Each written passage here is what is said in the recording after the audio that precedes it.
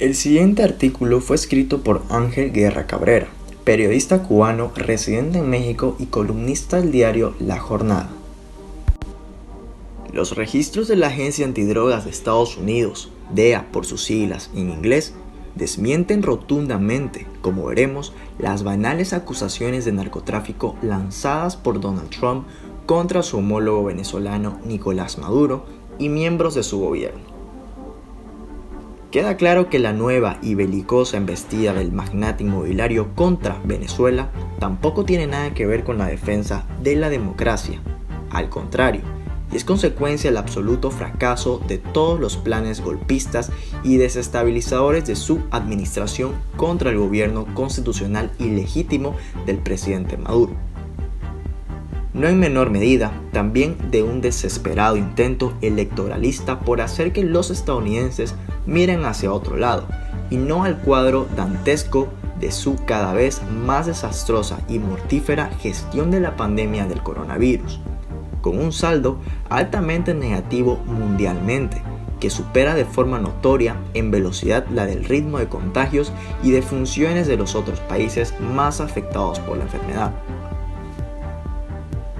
Y otra razón para la embestida trumpista anti-venezolana muy probablemente obedezca al muy erróneo cálculo de que la situación de pandemia colocaría al país bolivariano en una situación más propicia para hacerlo objeto de las inmorales e ilegales bravatas y amenazas del propietario de casinos.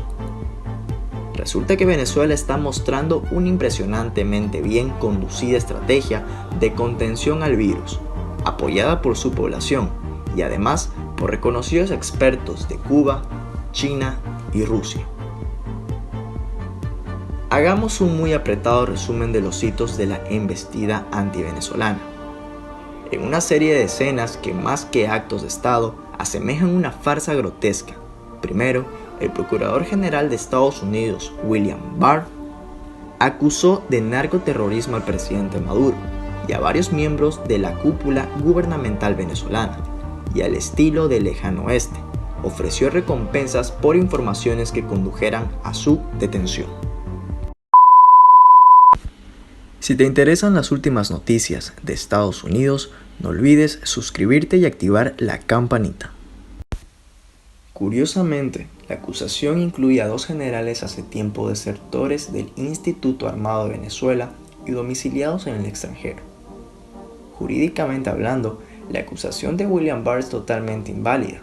toda vez que acorde a la Carta de la ONU y hasta la de la putrefacta OEA, el gobierno de un país no tiene jurisdicción sobre el otro territorio. Eso sin contar que Barr no presentó prueba alguna contra el presidente Maduro y los otros venezolanos que involucró, simplemente porque no las tiene. No es ocioso añadir que una acusación no es ni remotamente un fallo de culpabilidad, por lo que su uso en este caso no pasa de ser una torcedura de la ley por Barr para cumplir con los propósitos políticos antivenezolanos de Trump. La cuestión es muy clara. La DEA afirma en todos sus informes hasta 2019 que Colombia es la fuente primaria para la cocaína capturada en Estados Unidos. Según el Cocaine Signature Program elaborado por la DEA en 2018, aproximadamente 90% de las muestras de cocaína analizadas fueron de origen colombiano, 6% de origen peruano y 4% de origen desconocido. En otras palabras, de acuerdo con los registros de la Agencia Federal para las Drogas de Estados Unidos, no se encuentra en ese país cocaína ni ningún otro narcotráfico procedente de Venezuela. De modo que la conferencia de prensa ofrecida a la Casa Blanca pocos días después de la acusación de Barr, la que se anunció por Trump el inicio de la más grande operación antidroga llevada a cabo en el hemisferio occidental y el despliegue de toda una armada en el Caribe, pero apuntando a tierras bolivarianas, no es más que otro episodio de la farsa antivenezolana dirigida a hacer presión contra Caracas y a justificar un eventual ataque posterior, sea por paramilitares desde Colombia o por una operación de más envergadura. Lo único razonable que pueda hacer Estados Unidos es una coyuntura humanitaria tan dramática como la que sufre la humanidad y su propia población en primer lugar, es apoyar el llamado a la paz y a silenciar las armas en el mundo formulado por el secretario general de la ONU, Antonio Guterres, levantar el bloqueo a Venezuela, Cuba, Nicaragua, Palestina, Irán y Siria.